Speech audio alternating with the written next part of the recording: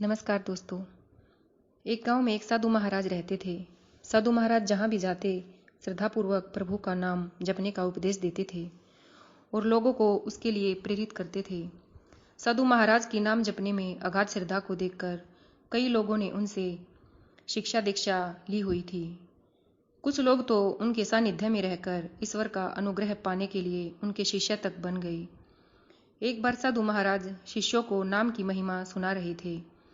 तब उन्होंने कहा, अगर मन में सच्ची श्रद्धा हो तो राम का नाम जपने मात्र से मनुष्य अपने जीवन के सभी संकटों से पार हो जाता है।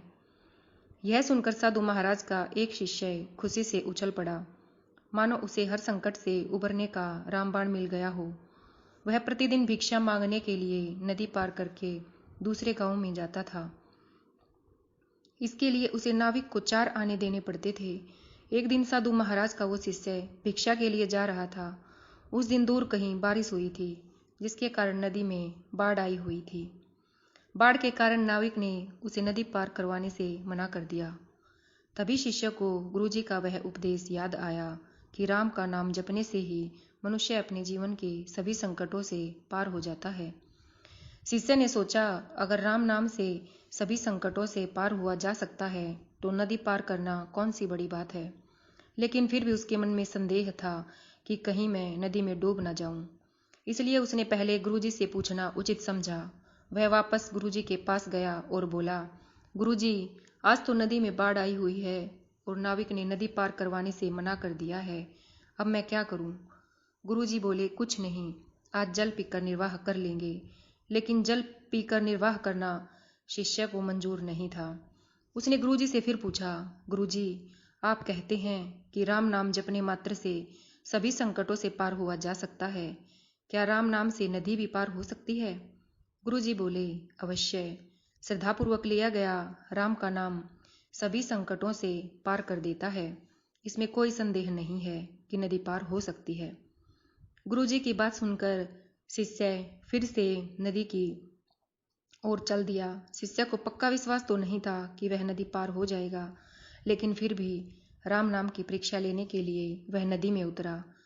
उसने एक बार राम बोला और एक कदम आगे बढ़ाया तो कुछ नहीं हुआ। 2 बार राम राम कहा और फिर आगे बढ़ा, उसे कोई प्रभाव नहीं दिखा। अब वह राम नाम बोलते बोलते नदी में आगे बढ़ने लगा। पानी उसकी गर्दन तक आ पहुंचा। अब उसने सोचा कि राम नाम बेकार है, यह केवल लोगों को उपदेश देने के लिए है। गुरुजी तो झूठ बोलते हैं। अभी उसके मन में ऐसे विचार चल ही रहे थे कि इतने में एक बड़ी लहर आई और उसे बहा कर ले गई। शिष्य बेचारा गोते खाते खाते किसी तरह किनारे लगा। उसे गुरुजी पर बड़ा गुस्सा आ रहा था। उसने जाकर सारी आप बीती गुरुजी को सुनाई और बुरा भला कहने लगा। शिष्य कहने लगा, अरे झूठे, ढोंगी और पाखंडी गुरु, कोई मरे या जिए तुझे कोई फर्क नहीं पड़ता। कुछ भी अनाप शनाप उपदेश बकता रहता है। आज तेरे उपदेश के चक्कर में मैं मरते मरते बचा हूँ। ये ले तेरी कंठी माला, आज मैं पूरी दुनिया के सामने तेरी पोल खोल दूंगा। यह सब सुनने के बाद भी गुरुजी शांत बैठे मुस्कुरा रहे थे।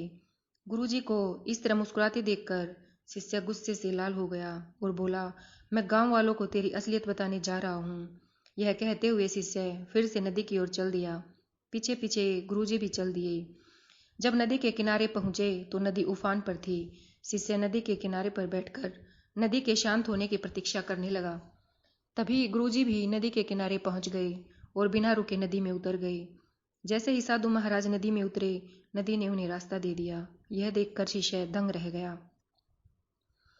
उसे अपनी भूल का एहसास हो गया था। उसे बड़ा पछतावा हुआ और वह पश्चाताप की आग में जलता हुआ नदी में कूद पड़ा। उस समय उसे जीवन की कोई परवाह नहीं थी, ना ही अपनी कोई सुध थी। वह दौड़ता हुआ नदी पार कर गया और गुरुदेव के चरणों में गिरकर क्षमा याचना करने लगा।